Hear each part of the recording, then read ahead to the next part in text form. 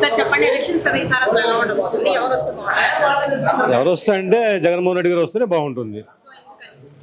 ఎందుకంటే అతను కులం చూడలేదు, మతం చూడలేదు, ప్రాంతం చూడలేదు, అర్హులందరికీ ఆయన ఇవ్వాల్సిన అన్ని ఇచ్చేశాడు.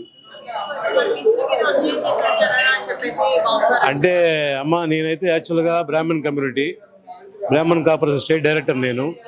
మా కమ్యూనిటీకి జగన్మోహన్ రెడ్డి గారు చేసినంతగా ఎవరూ చేయలేదు. గత ప్రభుత్వం 2014 నుంచి 2019 దాకా కేవలం 290 కోట్లు మాత్రమే ఖర్చు పెట్టడం జరిగింది కార్పొరేషన్ ద్వారా. ఈ ప్రభుత్వంలో మేము దగ్గర 890 కోట్లు ఖర్చు పెట్టాము ఇప్పటికీ. కాబట్టి మాకు ఆయన చేసినట్టుగా ఎవరు చేయలేదు మా కమ్యూనిటీకి.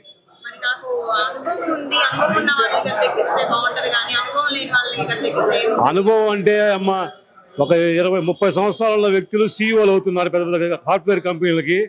అంటే ముసలి సీఈఓలు అవ్వాలని రూలే ఉందా? లేదు కదా. ఇది కూడా అంతే.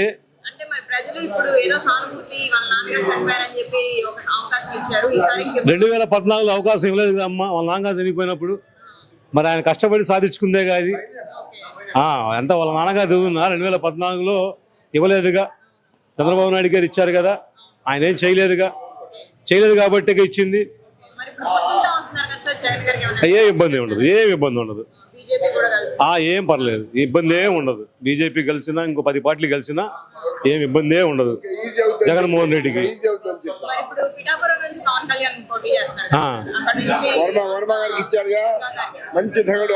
ఎవరు ఇప్పుడు మన పవన్ కళ్యాణ్ సీట్ పిఠాపురం పోటీ చేస్తున్నాడు.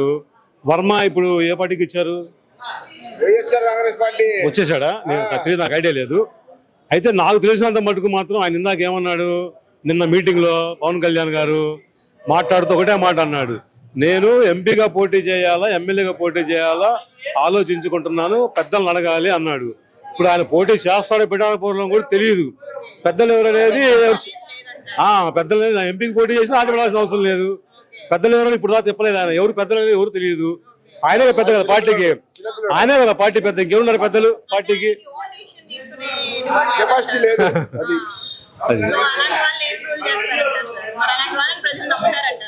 నమ్మరమ్మా. ఆంధ్ర ప్రజలు బాగా తెలియగల, రాజకీయ చైతన్యం గల, బాగా చదువుకున్న వాళ్ళు. ఎవరికి ఓటేయాలో రేపు పొద్దున్న ప్రజలు ఎలక్షన్ రోజు వెళ్ళి ఓటేసి వస్తారు బయటికి.